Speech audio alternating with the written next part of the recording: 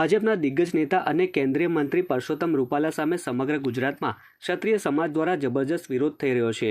રાજ્યમાં ઠેર ઠેર રૂપાલાનો રાજપૂત સમાજ દ્વારા વિરોધ નોંધાવાઈ રહ્યો છે, ત્યારે ભરૂચ જિલ્લા રાજપૂત સમાજના આગેવાનો અને સમાજના ભાઈઓ બહેનો મોટી સંખ્યામાં પ્રથમ રાજપૂત છાત્રાલય ખાતે એકત્ર થઈ કલેક્ટર કચેરી ખાતે પહોંચ્યા હતા, જ્યાં જિલ્લા નિવાસી કલેક્ટરને આવેદનપત્ર આપી રૂપાલાની ટિકિટ રદ કરવાની માંગ સાથે ભારે સૂત્રોચ્ચાર કરીને વાતાવરણ ગજવી મૂક્યું હતું।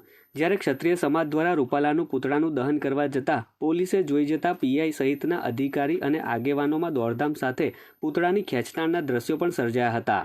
પોલીસે પૂતળાને પોતાના કબજામાં લઈ લેતા પૂતળા દહનના કાર્યક્રમને નિષ્ફળ બનાવ્યો હતો।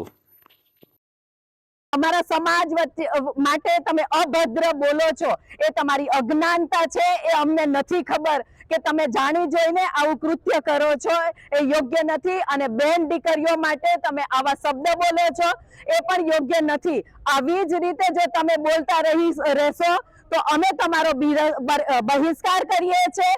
અત્યાર સુધી અમારો સમાજ હંમેશા ભારતીય જનતા પાર્ટીને હંમેશા 80% વોટ આપતો રહ્યો છે અને બધા જ વોટ આપે છે, છતાં પણ જો ભાજપ સરકાર રૂપાલાને એમને બહિષ્કાર નહીં કરે, એમને ટિકિટ આપશે તો અમારી દરેક સત્રાણી એમની વિરુદ્ધ લડવા માટે તૈયાર છે। દરેક બહેનો ચૂંટણી લડશે એના માટે તૈયાર છે અને આ જ રીતે અમારો બહિષ્કાર રહેશે। આ વારે વારે બધાને ટેવ પડી ગઈ છે, દરેક સિરિયલમાં દરેક પિક્ચરમાં ક્ષત્રિય સમાજના વિરોધ બોલવાની, ખોટું બોલવાની ટેવ પડી ગઈ છે। આ કઈ પગલાં લેતા નહીં એનું કારણ છે। આ બધા ટોરે થાવ એના કરતા કરી બદલાવો એ મહત્વનું છે। બધા ટોરે થાવ ને રૂપાલાની ટિકિટ ના કાપો, રૂપાલાને જ કાપી કાઢો, એ જ મહત્વનું છે।